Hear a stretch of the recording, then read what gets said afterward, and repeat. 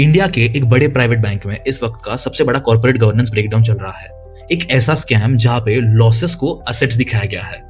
बात हो रही है इंडसइंड बैंक की, जिसके अंदर चल रहे झोल को देश की one of the biggest auditing firm पीडब्ल्यूसी ने अपने एक एक्सप्लोसिव रिपोर्ट में पूरी तरीके से एक्सपोज कर दिया।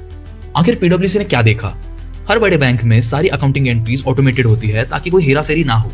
पीडब्ल्यूसी की रिपोर्ट कहती है कि इंडसइंड बैंक के टॉप मैनेजमेंट ने जो अकाउंटिंग एंट्रीज ऑटोमेटेड होनी चाहिए थी उनको मैन्युअली किया है। अब ऐसा क्यों किया गया? बैंक को लगातार फॉरेन करेंसी डेरिवेटिव्स और हेजिंग ट्रांजैक्शंस में लगातार लॉसेस हो रहे थे। इसके कारण बैंक का प्रॉफिट बहुत कम हो जाता और स्टॉक क्रैश हो जाता। अब मैनेजमेंट ने लगाया एक शातिर दिमाग। उन्होंने रियलाइज लॉस को पीएनएल में दिखाने के बजाय बैलेंस शीट में अकाउंट्स रिसीवेबल करके दिखा दिया। और ये कोई छोटी मोटी एंट्री नहीं थी, पूरे 2200 करोड़ की मैन्युअल एंट्री मारी गई। मतलब जो पैसा मार्केट में पूरी तरीके से डूब गया है उसको किताबों में ऐसा दिखाया कि वो पैसा किसी पार्टी से मिलना बाकी है।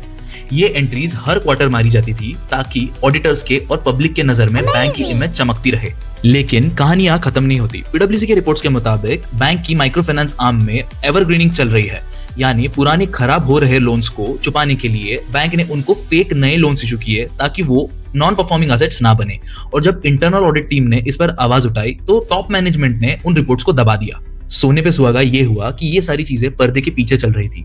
तो ये सारा सच बाहर आने से पहले ही बैंक के कुछ टॉप एग्जीक्यूटिव्स ने अपने शेयर्स मार्केट में बेच दिए, जिसके चलते सेबी अब उन पर इल्लीगल इनसाइडर ट्रेडिंग का केस चला रही है। तो अब आगे क्या होगा? आरबीआई ने इमीडिएट एक्शन लेते हुए बैंक का सारा कंट्रोल इंटीरियम मैनेजमेंट कमेटी को सौंप दिया है और बैंक को डायरेक्ट किया है कि उनको अपना सारा फाइनेंशियल स्टेटमेंट्स रीस्टेट करना पड़ेगा। मतलब पिछले सारे फाइनेंशियल स्टेटमेंट दोबारा ठीक करने पड़ेंगे। तो अब होगा क्या? ये जो 2200 का फाइनेंशियल इन्होंने जो असेट्स बना के रखा है बैलेंस शीट से निकलकर लॉस में चला जाएगा। तो इससे उनके प्रॉफिट पर और कैपिटल एडिक्वेसी पर बहुत बुरा असर पड़ने वाला है।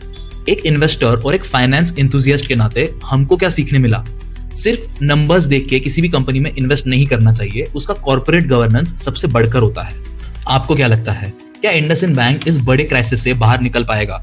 अपने थॉट्स कमेंट सेक्शन में मुझे जरूर बताना और ऐसे ही डीप डाइव फाइनेंशियल एनालिसिस के लिए चैनल को सब्सक्राइब और फॉलो करना मत भूलना।